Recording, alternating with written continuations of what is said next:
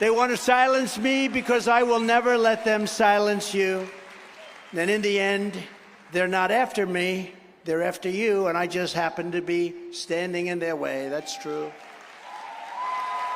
तो जनाब वाला वो ट्रम्प साहब जो हैं, वो गुमान ये है कि अगर वो जीत गए, बल्कि एक पाकिस्तानी ने तो ये दावा किया है, अब क्योंकि उनसे इजाज़त नहीं ली, वो मिले ट्रम्प से किसी तकरीब में, तो उन्होंने कहा कि और मुझे ख्याल नहीं रहा कि मैं उनका नंबर लेता, उनसे इजाज़त लेता, तो ट्रम्प ने कहा फिक्र न करो।